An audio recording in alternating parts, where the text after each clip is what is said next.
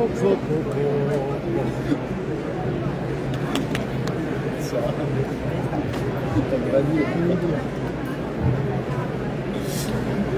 guys, good morning everybody. We're here in New York, straight from Jelly Center, and as you can see, this is the beautiful, like the directors. We have like so many people coming in real time at the same time, and actually the guy that just showed up is Giacomo Baldi, and he's a part of this project here. Enjoy, it's from Europe, because actually this is what we're doing right now. This is what we're doing today. We're like promoting milling company, we're promoting semolina and flour straight from Italy. Why from Italy? Just think that, you know, we actually raise the wheat and then we do pasta and bread just like in the right way. No glyphosate, we respect the soil where everything is growing. And I mean, for more information, we're here at the Jelly Center, fancy food. The booth is like 3328, so just come here and follow us and ask us as much as you want. Something that I really want to show you today, it's what we have on the menu. We actually have a piadina and we also have some cavatelli pasta. And this is actually the main, the main character of all of this. This is like organic semolina, straight from Europe, straight from Italy. And I want to show you from scratch all the process that we actually going to need to make the final dish. I want to show you how to make the dough from scratch, and I also want to show you the final product, everything from the beginning until the end. Usually, to start the weight of semolina, for example, this is like 1 kilo. For 1 kilo of semolina, I use like a basic recipe where half of the weight of the semolina or the flour is made by the liquid. So in this case here, I'm gonna have 1 kilo of semolina and pretty much like 400 grams, 550 grams of water. Why the water is like so different? It depends a lot of the pasta shapes that we do. Because in Italy, from like a region to another region, we can have the same two ingredients. In this case, like semolina and water. But the thing is that the hydration that we use is gonna change the final product of the pasta. If you want to make some cavatelli or some orecchiette, we want to actually really see, all the street, all here. Can wait to show you the entire process here. But the thing is that if it's like too wet the dough, for sure we can have the same result. If I wanted to make something more wet, it's gonna be actually good to make some carote, for example. Maybe I can show you some few pasta shapes from semolina and water. So, as I said, 1 kilo of semolina, and now I'm gonna need like some water here, and I'm just gonna drop little by little in here right now. In the meantime, you can see here the final product here, the cavatelli, which is something that I really want to show you from scratch, friends. So I have some water. Yep. Just semolina and water. That's the final result. That's so easy. And we're also tasting something in it.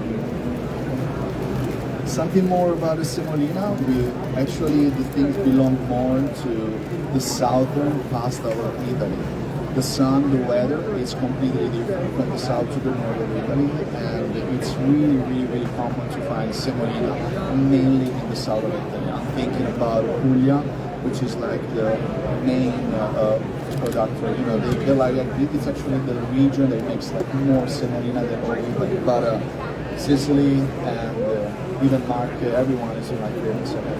So I want to drop the water little by little.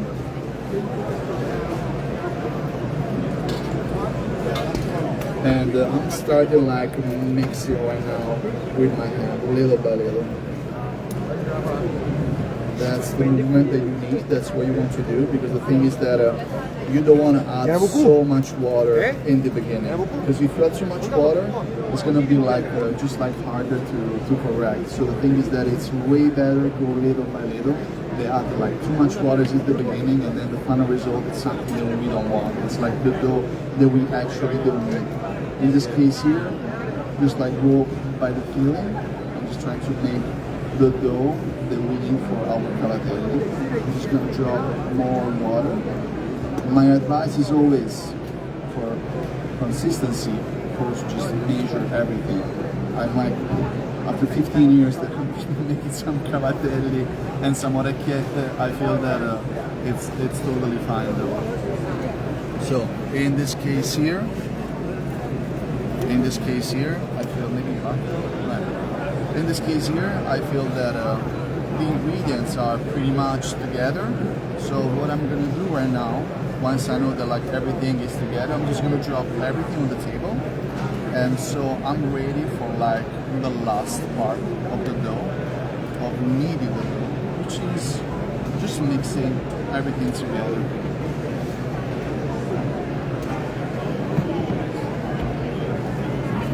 So something that you actually want to do is like kneading the dough and like put like a lot of energy here.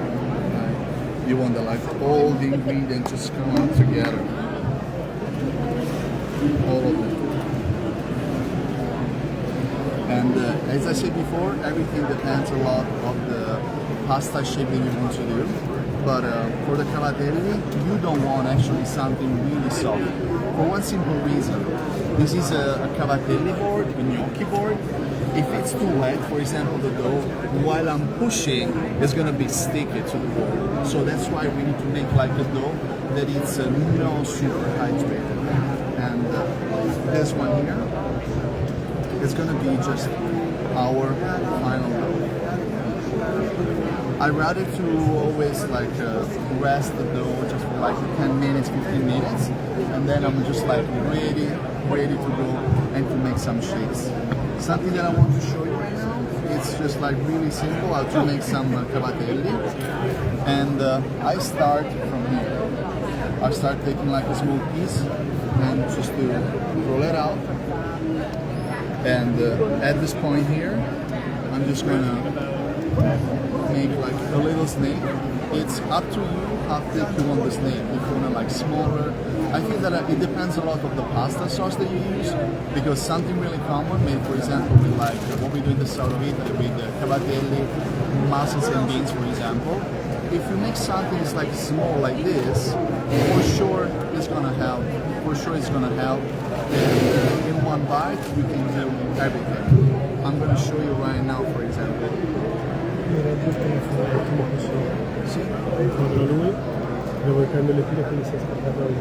And this is like the final result of the cavatelli, and as you can see, you want to have the hole inside, because just with the hole we're able to absorb like all the sauce. We're actually creating like a spoon that is absorbing all the sauce in here.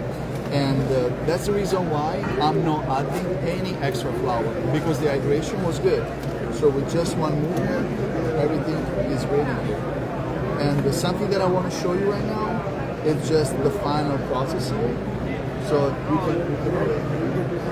already prepped some cavatelli, and we're cooking this cavatelli with just like some simple tomato sauce, cherry tomatoes, basil, some oregano, and they're gonna be cooked like after 3-5 minutes, because in the meantime, even if it's fresh pasta, we'll let it, slowly dry here on the table. But it's still really fresh pasta. So fresh that if you don't divide, everything is gonna be sticky between them. So that's what we do right now. I'm gonna show you the final product with some cavatelli. That's it. And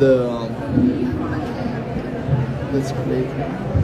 And this is just like the final result that we have. Just basically some tomato sauce, some fresh basil with our fresh basil. See? That's cool. Can I have a plate first?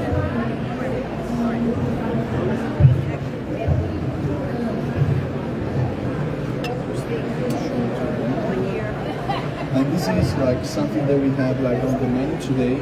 Really happy that I show you like everything from scratch. That we started everything from, that's what something that I always want to do, show everything from scratch. Because the thing is that see the final result is always pretty cool, but show you how we made this, how we start, is something that I feel that many times is pretty unique. So let us know if you have any questions. We'll be here. The booth is like 2328. And today we're just gonna kill it with a bunch of cavatelli and tomato sauce, okay? Have a good day. Thank you.